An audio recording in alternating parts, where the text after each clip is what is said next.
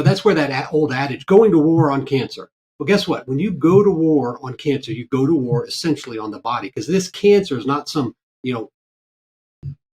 futuristic alien Sigourney Weaver movie implant in you. These are your cells. And these cells, though, are a very abnormal form. So if you're going to war on cancer, you're going to war on the body. But what we need to recognize is going to war on the body destroys the immune system. And actually, research has shown, especially since 2017, that when you destroy the immune system, you propagate and potentiate how that cancer spreads. So you can shrink a primary tumor. Yay, great, that's fantastic. But if you then set up the strategy for that cancer to spread, now, just putting it mildly, you're cutting off your nose to spite your face, because now you're taking a localized, contained situation in many cases, and you're spreading it all over. And the estimates are that 90% of morbidity, complications, and all the poor quality of health, and then mortality associated with cancer is when it spreads. Welcome to the Natural Health Matters podcast, where it's all about maximizing your health potential so that you can look and feel your best at any age. I'm your host, David Sandstrom, naturopathic doctor and biblical health coach, and this is episode number 117.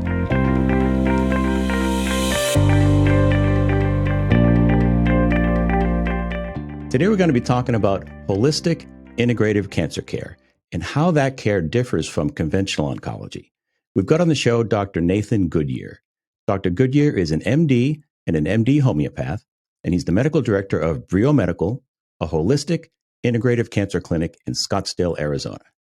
Dr. Goodyear, welcome to Natural Health Matters. It is an honor and a pleasure to be here with you on Natural Health Matters. It's awesome. Well, thank you for taking the time. I really appreciate it. I know you're a busy guy and you got a lot to do. You're running a practice, and I'm sure there's this never-ending to-do list there, and you took the time to be with me, so I appreciate that. Well, it falls into the principle of two things that I want to do: heal and teach. And so helping to get the word out there falls into that latter, so absolutely. All right. Very good. Well, if you could, just let's give the Natural Nation, the audience, a 35,000-foot view of what it is you do today. Yeah, so I'm the medical director at a natural, holistic, integrative cancer healing center here in Scottsdale, Arizona, called Brio Medical, as you mentioned. Natural meaning most of what we do is natural. Now, what I always tell people there is natural doesn't mean easy, and by sure, natural doesn't imply there's no evidence. In fact, the more you're in the scientific evidence, the more I, as a physician, and others realize we need to be more natural because it's more consistent with who we are, and the evidence supports that.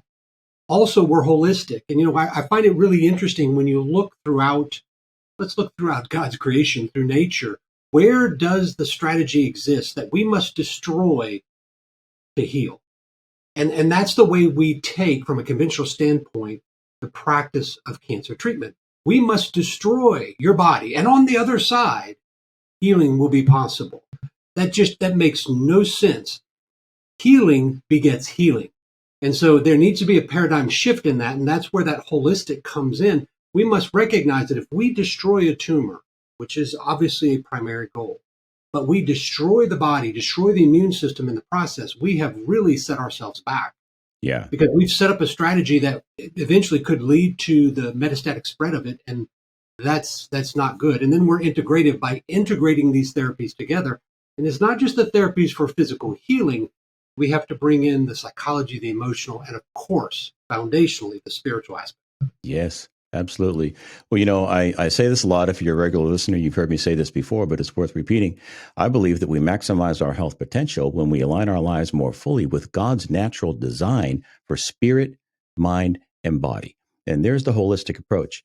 I've been a follower of Jesus Christ for about 30 years, and I've been a naturopath for about 15 years. And when I started studying naturopathy, I said, the Bible has a lot of consistency here with the naturopathic approach to health. We're going to not try to work against the body systems with drugs where we block certain bodily processes, but we come alongside the natural processes and encourage the body to do what it already knows how to do, and that is to thrive. Absolutely. He doesn't want us to destroy our bodies. No. We talked about this as it relates to gluttony and all the excess drinking, all these things that destroy the body. And yet, this socially acceptable aspect of medicine that destroys the body, okay, last 3 years aside, but we recognize that there are parts of things that destroy the body that's in our culture, but there's others that are more socially acceptable that we ignore. Now, what I tell people is, look, conventional medicine has a role. If you go out and you break a hip, I'm not going to tell you go take more vitamin D. Right. I mean, you got to go surgically repair that. Now, Right. likewise, you're a retired pilot, flying. God's given us this knowledge to be able to do great things. The question is, what do we do with it? And that's the key. And right now, what's happening in medicine, at least from a conventional standpoint, David, is that medicine has forgotten whom it serves. Doctors are to serve patients only. Obviously, God is the central role there, but our role in that doctor-patient relationship is with the patient. But when you look Yes. at what's happening in medicine today, it's everything but the patient. Profit and power over patients is what I say, which is what's driving most of why we've lost our way in part. Yeah, yeah, I couldn't agree more. I write about that in my book, The Christian's Guide to Holistic Health. But I don't want to trash conventional medicine because it has a place. Yep. I just told you earlier before we hit record is I had a really bad ladder fall and shattered my calcaneus. I needed foot surgery, and I'm glad I found a good MD in the area. I'm glad I found a good surgeon. I mean, they literally put Humpty Dumpty back together again, and That's without why, that surgery, I'd be in yeah, rough shape. that's why I proudly say that I am an MD and an MD homeopath. I look at those as equal. I came out of that conventional world. You have to recognize, just like I jokingly mentioned breaking a hip. If you have a heart attack, you need that ER doc. You need that EMS to stabilize and focus on that acute setting. Right. But in every team, in every process, there is a time and a place for that service. And what has happened in medicine is that time and place for that service basically is dominating everything, whether that be preventative, whether that be healing, etc. And now some aspects of what's happening in the conventional world is it's really moving away again from its founding purposes, and that is Mhm. that's a concern. Yeah. Yeah, absolutely. So that kind of leads us into one of the questions I have for you, and that is, do you believe that uh, traditional oncology or traditional medicine and holistic integrative cancer care can coexist, or should somebody choose one side or the other and take a side? Yeah, boy, that's a great question. We could spend an hour just talking on that. Yeah. Um, what I actually refer to traditional medicine, as you phrased it, as conventional, because when you actually look at traditional, it's the historical practice of medicine. And when you look at that, Luke in the Bible, who was a doctor, he was practicing more of a naturopathic approach to Yes. medicine. So if you look at the use of traditional, well, that's traditional. And so what your practice was, and currently maybe is more traditional. And so what we have right now is more conventional. So let me Yeah. get to the chase there. Can the two coexist? Absolutely. That's the integration. And in fact, it's when they coexist, I believe, that patients actually get the better effect. Patients get the better results. Because if you've got, say, for example, if you have somebody that comes to our clinic and they have breast cancer stage 4 recurrent and it has spread to the brain, okay, that is a life threatening spread. It Yes. must be addressed. It must be addressed quickly, and it must be addressed safely. So you come in, you do very stereotactic, very targeted radiation, because if a tumor swells in that closed area that is the brain, the skull, then that is life threatening. So you do Yes. that, but you bring in the integrative, the natural, the vitamin C, the boswellia, these therapies that reduce inflammation, that augment the vitamin C, that protect the healthy cells. That is where the beauty of this integrative combination really shines. Examples like that. Yeah. Yeah. Excellent. Well, what would you say to someone who says, "Well, my oncologist told me that if I take, for instance, antioxidants during my chemotherapy, it's going to work against their approach to healing or their approach to attacking the tumor." What would you say to that? Yeah, wow. There was an Institute of Medicine article from 2001 that actually showed that physicians, conventional docs, were practicing at a level that was 17 years behind the current published evidence. So the point is, docs don't read, and the way continuing medical education is set up, doctors aren't reading beyond just what they're told to read. So to get to your question real quickly, I think it was important to lay that foundation. I hear that all the time, especially when it deals with radiation. So let's take vitamin C. That is considered the flagship of integrative movement and integrative medicine, especially in the treatment of cancer. Of course, there's many other things, many other things. That's just one small piece Right. of what we do. But when you use vitamin C, let's use it in conjunction with radiation. When you use vitamin C, you're actually using it pro-oxidatively. So if we're going to follow the science, we're going to follow the evidence here and use vitamin C in a way that kills the cancer cells cytotoxically, metabolically, all of these different ways that vitamin C can, it must be used pro-oxidatively. So the way conventional medicine comes to this, they think vitamin C is purely an antioxidant. Now, when given orally, research has shown we will never raise that above 1 millimolar. And at that route, absolutely, it's only antioxidative. Rarely does it achieve 200 micromolar. So getting a little evidence there, I'm getting my geek on, so to speak. But we have Yeah, to feel achieve. free. Feel free. This is a deep show. Yeah, I love to go deep. So if I go too deep, bring me back in. Okay. We have to, via the evidence, achieve 20 to 30 millimolar, okay, to actually achieve this pro-oxidative anti-cancer effect, where the vitamin C is achieving a blood vitamin C level that's appropriate, that's reaching the tumor site and the tumor microenvironment, which is very difficult to do, by the way, because of the rapid growth and the hypoxia and all the vessel issues associated with cancer. Not only do we have to reach the tumor, we must penetrate the tumor and then saturate all aspects of it. So just saying, well, I'm going to take vitamin C by mouth and that's going to treat my cancer. Now, that vitamin C by mouth in that role, research clearly shows it's antioxidative. But when we give vitamin C IV, follow the evidence, approach a plasma or blood ascorbic acid level that's therapeutic, we will achieve a pro-oxidative effect, which, guess what, augments radiation pro-oxidatively and actually protects healthy cells. That's actually what recent research over the last couple of years has shown. Take vitamin C, give it with radiation, you will augment the two together pro-oxidatively, but you will protect the healthy cells. That's the beauty of the dualistic effect that you see with natural therapies. That is just incredible. Well, let me summarize, because what you said is a little counterintuitive, I'm sure, to most people listening, and that is orally, low dose vitamin C is an antioxidant. But when you do it IV, the way you do it in the office at such high levels, it has a therapeutic value because it becomes an oxidant itself, and it will target the tumors, but actually be beneficial to healthy cells. Did I hear you right? That's right. It's what I call the dualistic principle, which is there's different environments. So when somebody gets diagnosed with cancer, when they hear that word, first of all, the first thing that overcomes them is fear. But second Yes. is there's this embodiment of that word. And so they think their entire body is cancer. And it's not. There are pockets. Now, some people, there's larger pockets.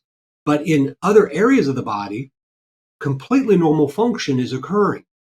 So in those two environments, there is different genomics, there's different metabolomics, there's different transcriptomics, which is this kind of future of medicine, of science that's actually coming to the front right now. Mm-hmm. And so when you introduce therapies, these two environments are going to have different responses.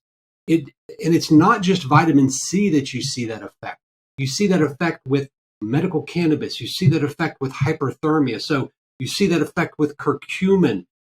These different environments dictate different responses. And the more we're blessed to understand the difference in these environments, the more we can be precision based in our use of natural, holistic, and integrative therapies. Yeah, very good.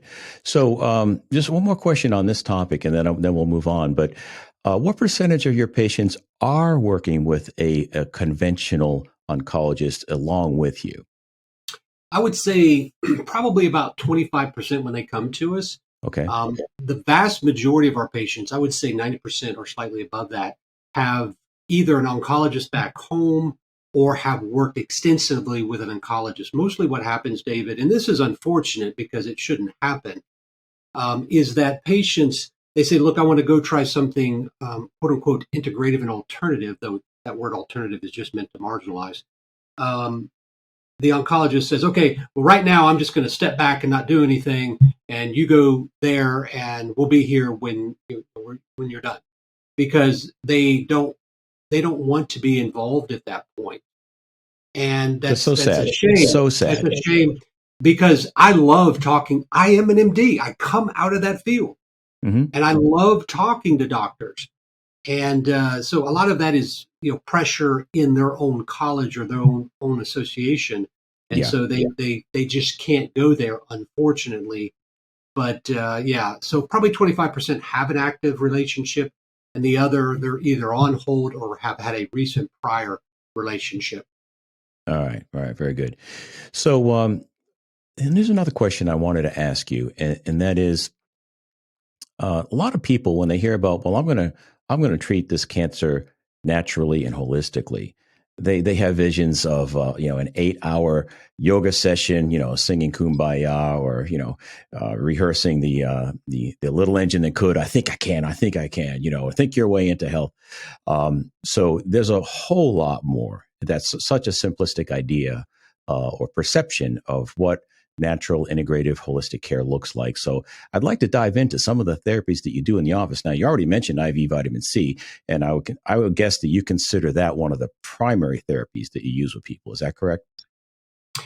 I'd say there's many primary therapies. It's one of the ones that we do use. And David, what we do is we look as much precision based as we can. So there's typically a general treatment program that we start with based on the type of cancer and the patient's history. But then as we are able to collect more information about how the cancer genomically has changed, how the environment has changed, how the metabolomics are really affecting the cancer is affecting the body, we then become very precision based on that. So we may start off, say, high dose vitamin C, curcumin, quercetin, hyperthermia, and then as we get more precision based, we may go, wow, we need to come in here and we need to bring photodynamic therapy, which is light wavelength therapy, to accompany actually a low dose form of chemo called insulin potentiated therapy, which lifts the immune system. It doesn't destroy it.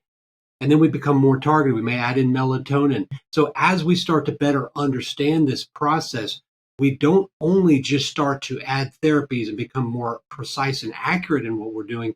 We actually start to become more sequential and better use in combination, because that's really, when I tell people the answer to cancer is never get it, of course. But Right. beyond that, the That's answer to always, it cancer, works every time, right? yeah, it doesn't, just don't get it. It's like, don't break your car, always Right. change the oil, always do the right things. But the best answer beyond that is the immune system, and this concept of a magic bullet theory and what causes cancer and then thus what treats cancer is completely wrong. We have to bring all forces to bear in a targeted and most accurate way to really heal the body. So it's much more the sequential combination of these therapies that really provides the power of healing potential. Yeah, very good.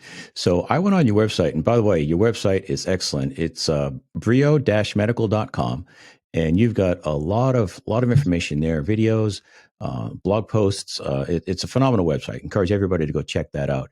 And I found what I counted was 17 different therapies that you do in the office. We don't have time to go into all of them, but let's just hit a couple of highlights. We already mentioned IVC. And you mentioned insulin potentiation therapy, IPT. Can you get into what that actually looks like? What is that? Yeah, it's one of those things that I think so many people are confused about, doctors primarily. It's simply saying, full dose chemo destroys. Everybody recognizes that, Right. but Nobody it disputes it. destroys. Yeah, no, it destroys the tumor, but it destroys the body as well. That's where that old adage, going to war on cancer. Well, guess what? When you go to war on cancer, you go to war essentially on the body, because this cancer is not some, you know, futuristic alien Sigourney Weaver movie implant in you. These are your cells. And Yeah. these cells, though, are a very abnormal form. So if you're going to war on cancer, you're going to war on the body. But what we need to recognize is going to war on the body destroys the immune system. And actually, research has shown, especially since 2017, that when you destroy the immune system, you propagate and potentiate how that cancer spreads. So you can shrink a primary tumor. Yay, great, that's fantastic. But if you then set up the strategy for that cancer to spread, now just putting it mildly, you're cutting off your nose to spite your face. Because now you're taking a localized contained situation in many cases and you're spreading it all over. And the estimates are that 90% of morbidity, complications, and all the poor quality of health, and then mortality associated with cancer is when it spreads. So what we need to do is take a lower dose. Here we're talking about 5 to 10%. Now, from the quote unquote integrative and natural and alternative perspective, we call it insulin potentiated therapy. From the conventional, they actually have a different name for it, low dose metronomic chemotherapy. They may, your oncologist may say, oh, there's no science for it. It's like, yeah, it's called low dose metronomic chemotherapy. It's Yes. just taking a lower dose, giving it more frequently, and monitoring to make sure you're not getting all of that collateral damage. But what we also know about cancer, especially in the cancer types that are growing very fast, is they need to support that rapid growth, that rapid metabolic rate. So they overexpress insulin receptors. Those insulin receptors are more receptive. So they're more sensitive, if you will. Think of it in terms of a bigger door. But then this insulin also can bind to other receptors, like, IGF, insulin growth factor receptors. So these receptors that are on the surface, we can utilize that with just a hint of insulin. Yeah. And then target that with the low dose of chemotherapy, couple that with, say, CBD, couple that with some peptides like thymosin alpha 1, couple that with photodynamic therapy, there may be a red light IV. Then what we do is we're bringing a sequential, powerful therapy together. But the great news about this insulin potentiated therapy is the research shows that you lower the dose of the chemotherapy, you can actually increase the stimulation to the immune system. You actually broaden its anti-cancer effect. It becomes anti-angiogenic, still maintains some of its direct cytotoxic killing effects, but it then stimulates the immune system. So you lower the dose, you target it, and you broaden its effects. It's just a beauty, and then you don't destroy the immune system in the process. Man, it's just amazing that most MDs are just closed-minded about this kind of thing. It's just amazing to me. It's sad, really. Yeah, But yeah. thank you for I sharing think that. it's That's some great stuff. yeah. So I know another therapy that you do. You have an hyperbaric oxygen chamber. So Mhm. let's talk about that. Getting more oxygen into the blood. Yeah, so when you look at what we're really doing, especially as it relates to cancer, from a conventional standpoint, hyperbaric oxygen is recognized. I mean, insurance even pays for it. The use of hyperbaric oxygen in the healing of wounds, of ulcers. And so it's because it's pushing oxygen into the tissue, and the body's natural immunity, the body's natural healing strategy requires that oxygen. So the healing process really is augmented. Well, when you look at cancer, it's not that everybody talks about how cancer is a hypoxic situation, and it's not that the whole body is hypoxic. It's that there's pockets within the tumor and the tumor microenvironment are. And so when we flood oxygen into that tissue, force it in there, that's what hyperbaric does, under pressure, then we're able to allow those oxygen molecules to be present, that then when we add in therapies like vitamin C, like curcumin, like these pro-oxidative therapies that require oxygen, we're now able to overwhelm the oxidative capacity of that cell, and that cell just gets overwhelmed and it dies. Yeah. Yeah. Very good. Yeah. Speaking of oxygen, I know that you do ozone therapy as well as ozone sauna therapy. So let's talk about how that works.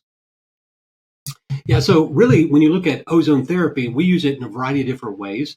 A lot of people just focus on it from an IV perspective, but and they look at it from an anti-cancer perspective, really from a pro-oxidative delivery of oxygen, because that O3 gets converted to two O2s.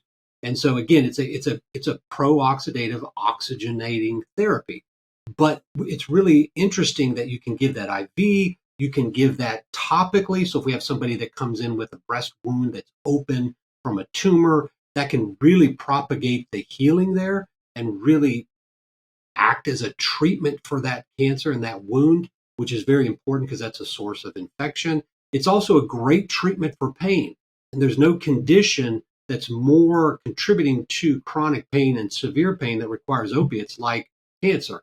So ozone therapy can come in. We can do that rectally. We can do it through the tympanic membranes, many different ways that ozone can be delivered to improve symptoms, but also as a way to target the cancer pro-oxidatively, primarily through the delivery of oxygen. And the ozone sauna, that's really to promote detoxification, because we have to really support the process of detoxification, which is another term that gets completely misunderstood. Everybody thinks detoxification in a box, but every cell must detoxify, and that's the primary role of the liver, is to detoxify. Right. So as we're really pushing the body to destroy these cancer cells, there's going to be a lot of cleanup that's necessary. Clean up on aisle 9.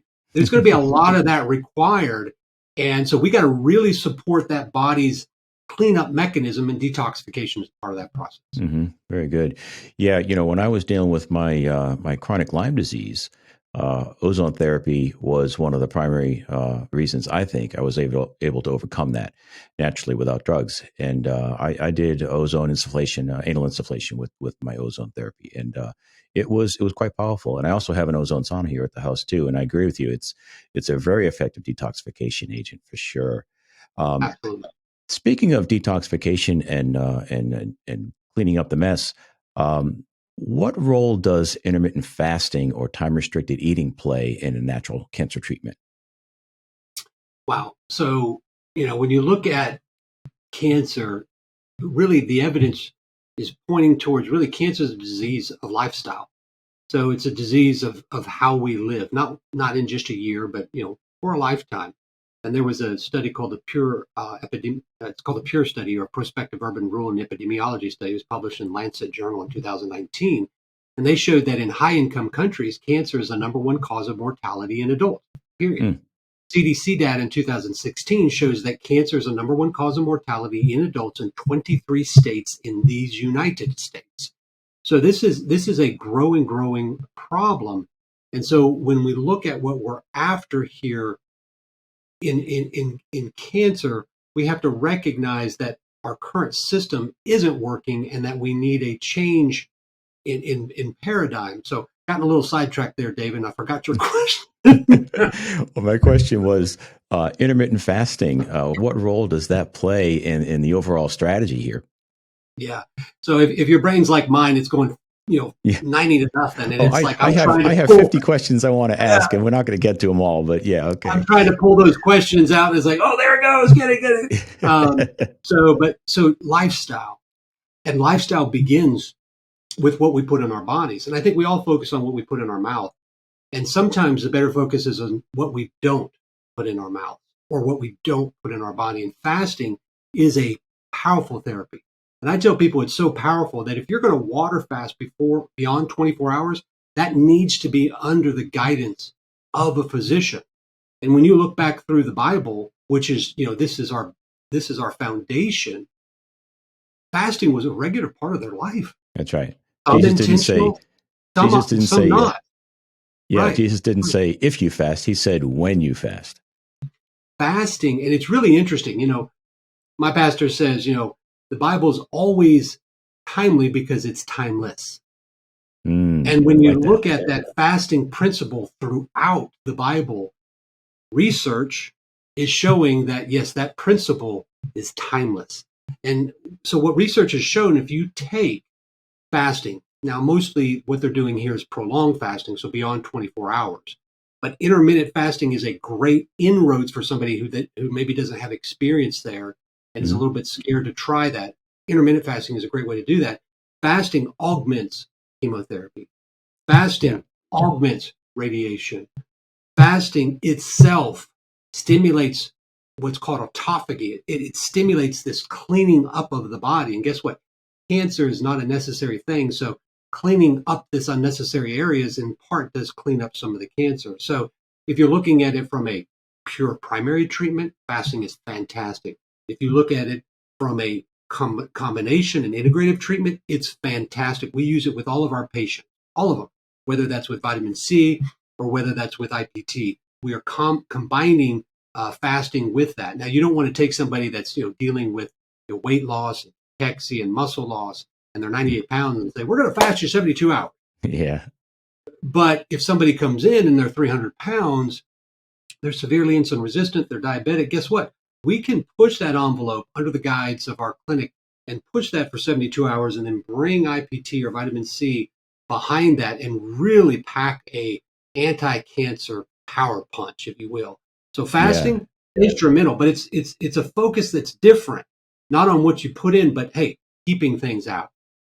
Yeah. What I hear you saying is that your approach really does need to be customized for the individual.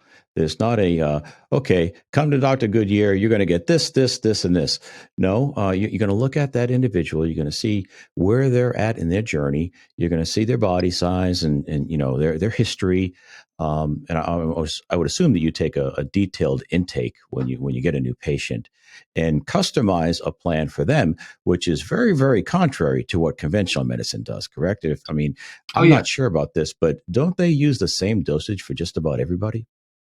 Well, they'll use the same chemo regimens. They will change the doses based on weight. Okay. So if you're talking about it from a chemo perspective, but and patients intuitively know this.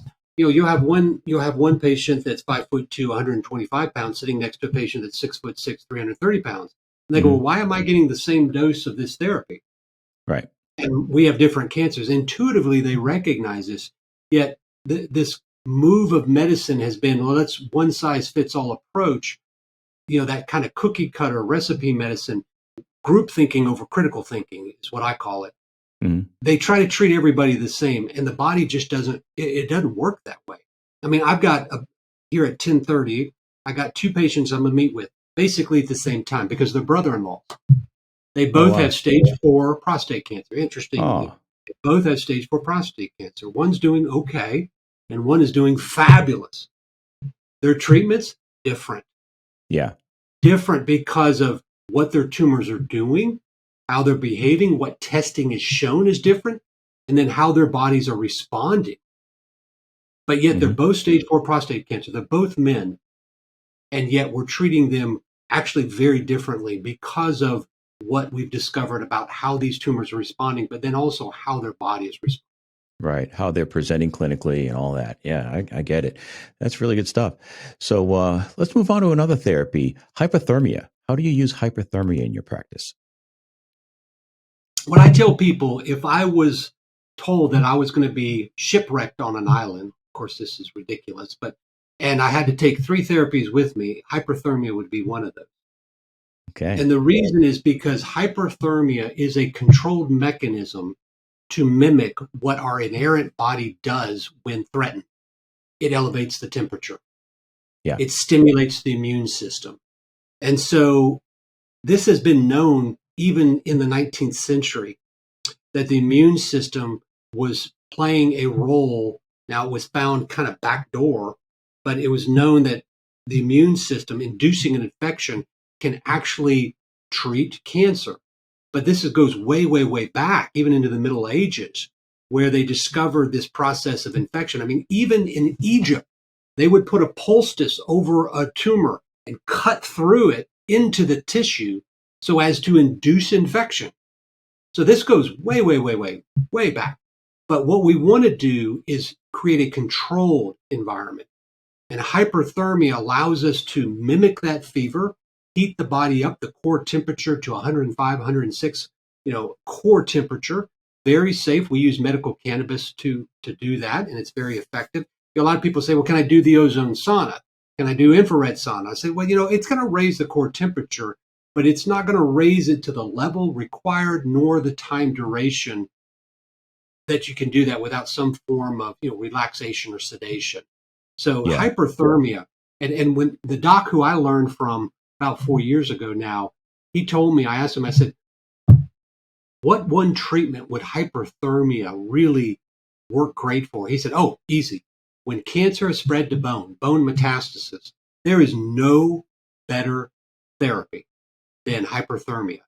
And we also combine that with vitamin C or curcumin, melatonin. So we bring all of these together because guess what? Research has shown that heat plus vitamin C equals better effects. Heat plus curcumin equals better effects. And so, again, following the evidence, bringing it together to really promote that healing strategy. Yeah. Wow, that's fantastic. So you use a combination of tools to get the core body temperature up that high. Oh, absolutely. And Yeah. we do, everybody's eyes always go back and go, wow, 104, 106. I go, oh, yeah. They go, well, what do people do? I say, well, the vast majority of them just sleep right through it. Yeah. Wow. Yeah. And how long do you keep them there?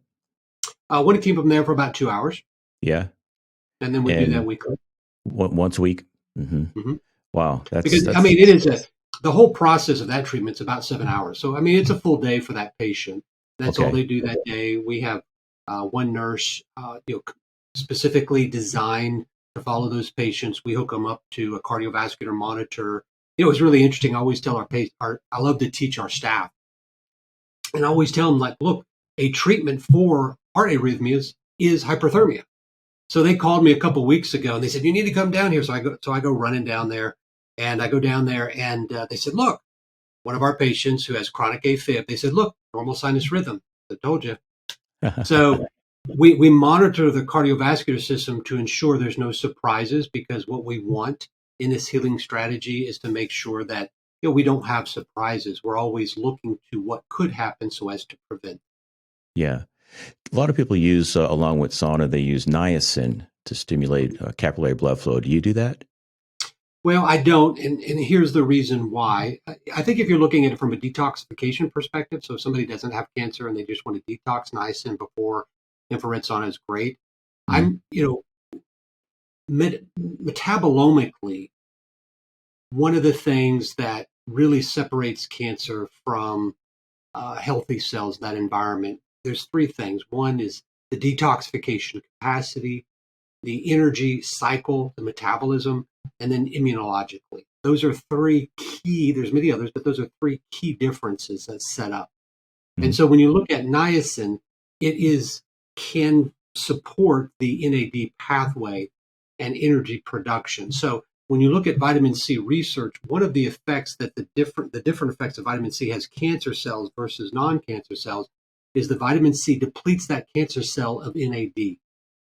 And this is a shuttling pathway between two pathways supporting rapid energy production that cancer utilizes. But vitamin C depletes it of NAD, and that creates a an energy crisis in those cancer cells. So what they did is they said, okay, we proved that positive. Now let's come in and add NAD or glutathione NAD into that mix, and it completely countered that vitamin C cancer killing effect. So anything that can support that NAD, I work to try to keep that out of that process. So that's why in cancer, I wouldn't add that niacin in. But if somebody is just trying to detoxify, infrared sauna, ozone sauna, I think it's a great strategy. Yeah. Okay. All right. Very good. Thank you for that. So here's something I've been looking forward to going over with you. One of the points that you have on your website is the mind, body, emotional wellness. And of course, I'm all about holistic health here. That's what National Health Matters is all about: is treating the whole person, not just the body, but the spirit and the emotional, mental, emotional component as well. So, what does that look like in your office? What does mind, body, emotional wellness counseling look like for you? But what I tell people is when you look at cancer, because that's mostly what we see, but understand that everybody with cancer has, diabetes, hypertension, prior strokes, pacemakers, kidney dysfunction. So all of these chronic diseases of aging we see coexist in our patient population. But the physical aspect of cancer is what everybody focuses on. I think the more foundational principles that need to be addressed are, number one, the spiritual, and then the psychological and emotional. And the physical is just the byproduct of that. And That's right. everybody, they recognize this a little bit when they said, I always ask them, well, what happened 2 to 5 years before you were diagnosed with cancer? They're always like, oh my gosh, stress, stress, stress, stress, stress, stress, Uh stress, stress, huh. stress, stress, stress. And so that ties into the emotional, psychological, but the spiritual aspect, I think, is a very different one. because I think it really ties into the foundational potential and principles in healing.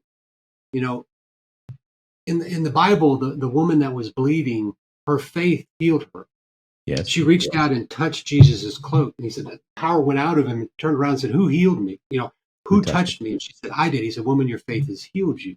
Yeah. And in fact, throughout the scripture, people that he healed, it said, "Your faith has healed you." They were healed according to their faith. And then it Yep. actually touches on how he bypassed 3 towns because they had no faith.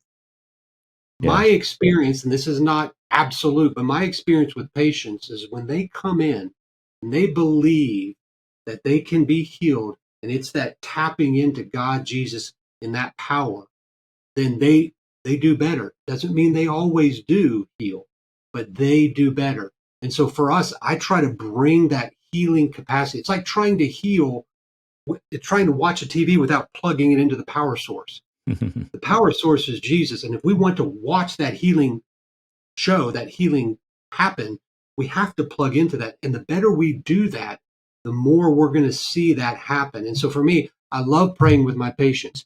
I think it should be something that every physician that's a believer does, because I think it enables them to tap into that power source and honestly brings, everybody talks about marriage being one man, one woman, Jesus in the middle. Guess what? Doctor-patient relationship, one patient, one doctor, Jesus in the middle. I think that same kind of strategy needs to exist. And we need to, if we want to see that movie, that show that's healing, we need to tap in the source to achieve it. Yeah, absolutely.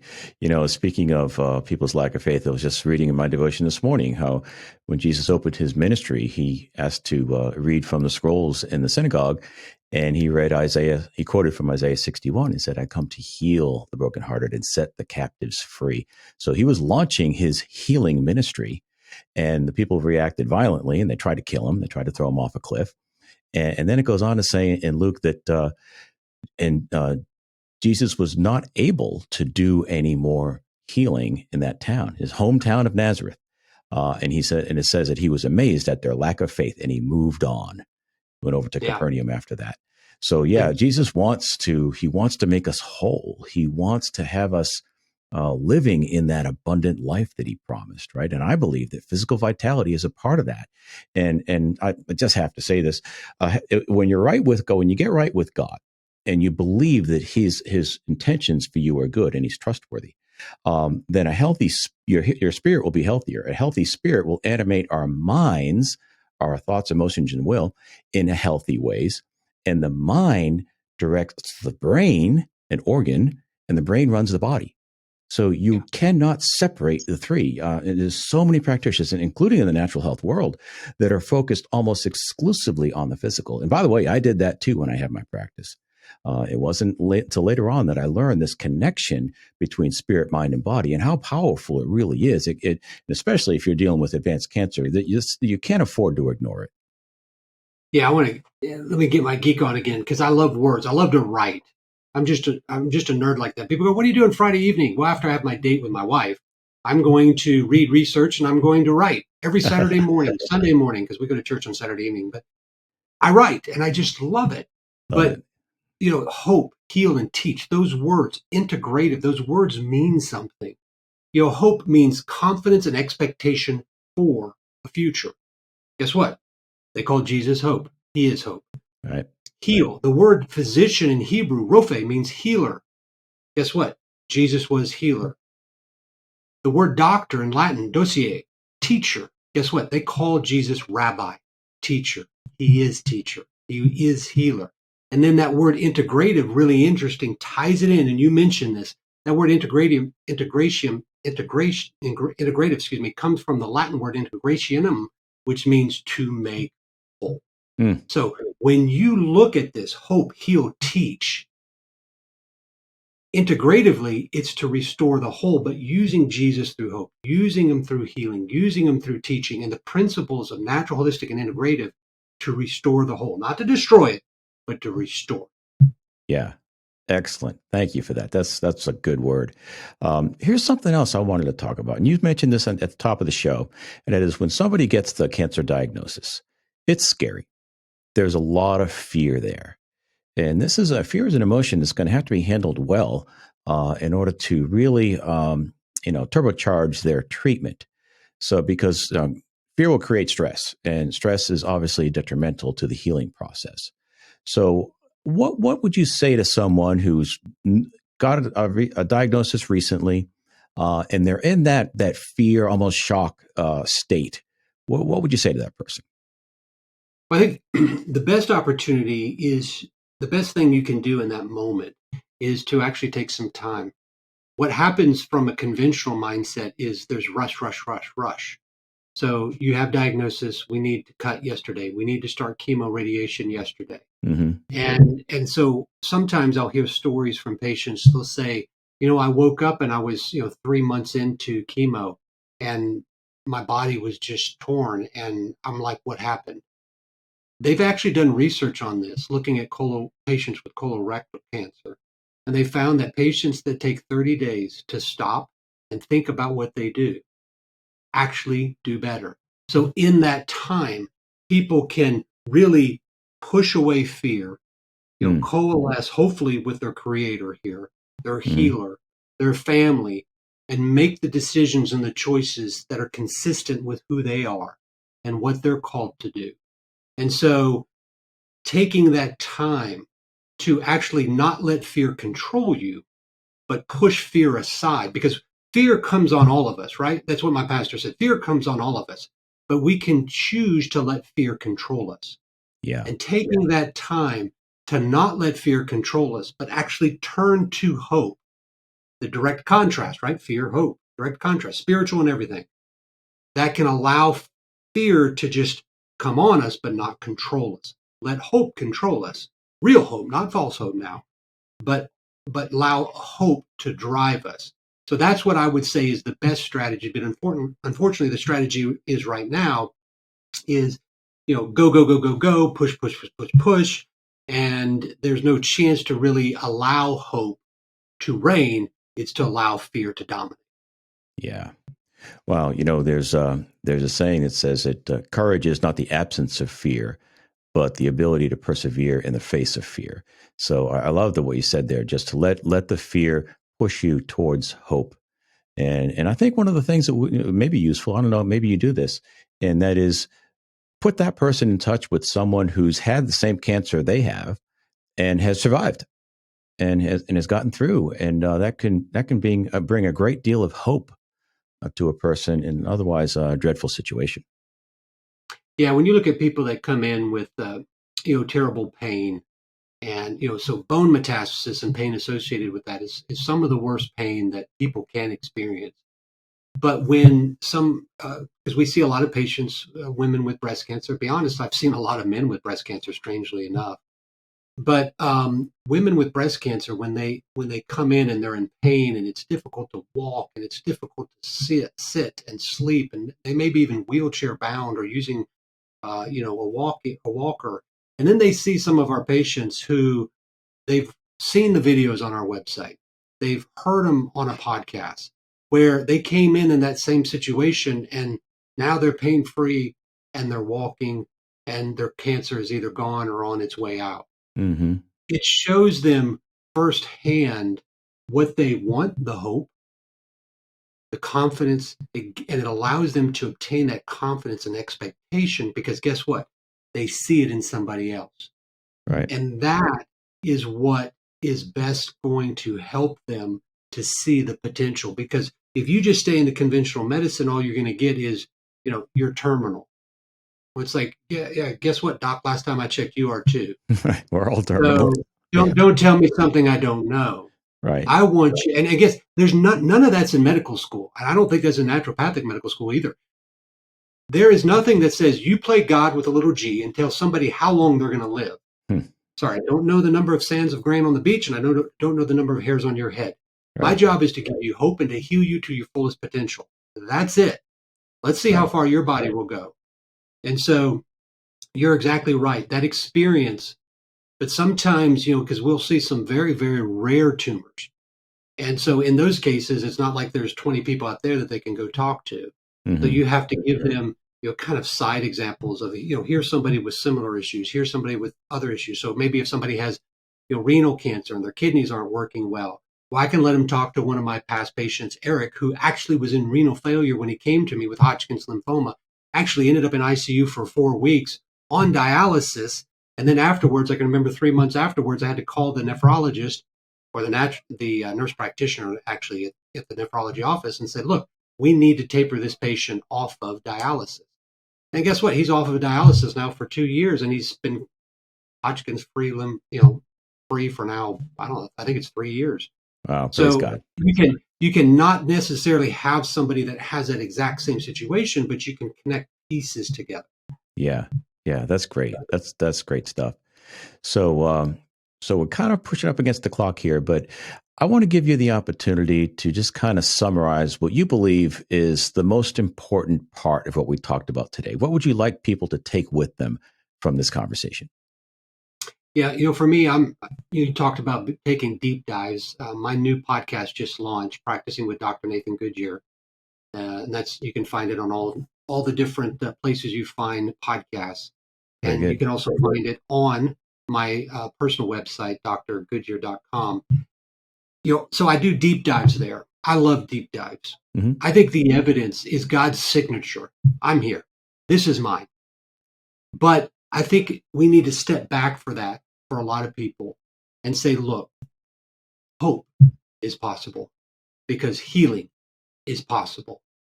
And in this arena of cancer and other conditions or diseases, I think understanding that hope, healing, and teaching and leading a movement, a change in perspective that restores the practice of medicine to its original purpose, which is that patient sitting in front of you. But really got to bring Jesus in that mix.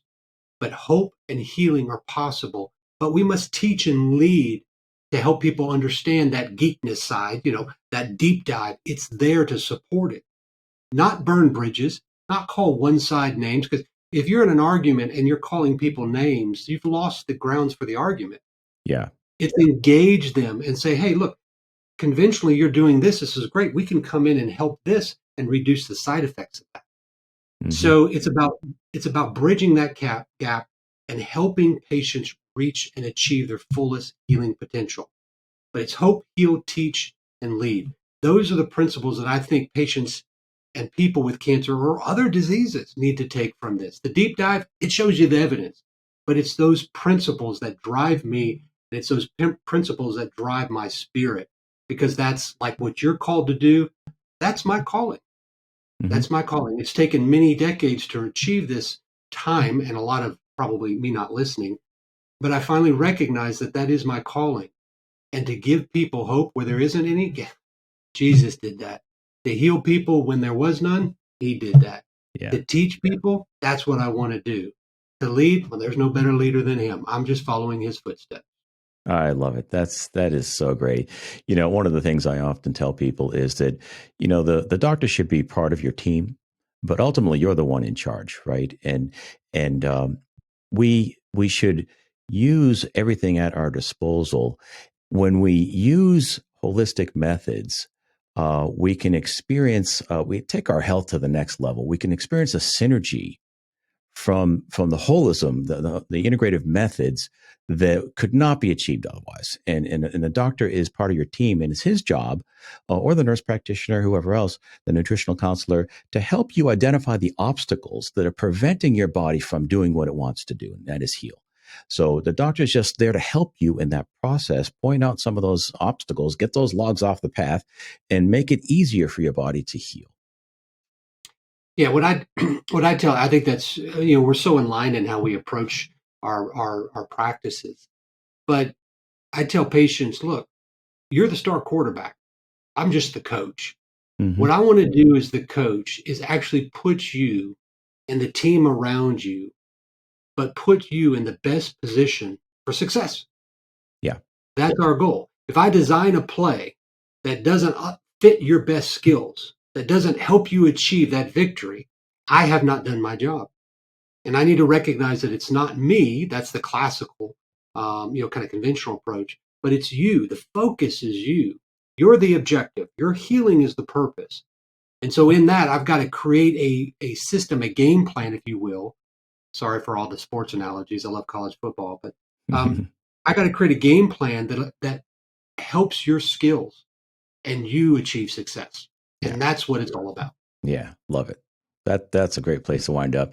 So, Dr. Goodyear, if someone is resonating with this message and they'd like to get a hold of you, what's the best way to do that?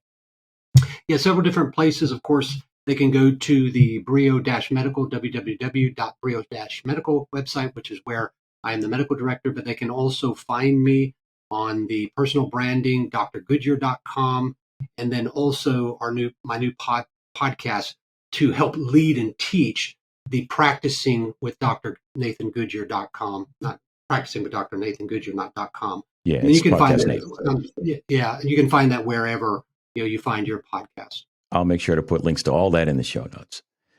Dr. Goodyear, I thank you so much for the time. God bless you, and I really appreciate what you're doing. Well, God bless you, and I appreciate people that are willing to get out there and actually speak truth. And that's really what you're doing here, David. So hats off to you. The Lord will bless you for doing that. Thank you. For more, go to the show notes page at davidsandstrom.com/117. There you can find a full transcript as well as links to all the resources that we've mentioned. And I always put a content upgrade to help you go deeper with that subject. Thank you for listening. If you're enjoying the show, would you tell a friend about it? Because this information from a holistic health, from a faith-based perspective, is pretty hard to come by. And if you have a like-minded friend who's a follower of Jesus Christ and cares about their health in a holistic fashion, I'll bet they would appreciate you telling them about the show. Thank you in advance for doing that. I appreciate you. Thank you again for listening, and I'll talk with you next time. Be blessed.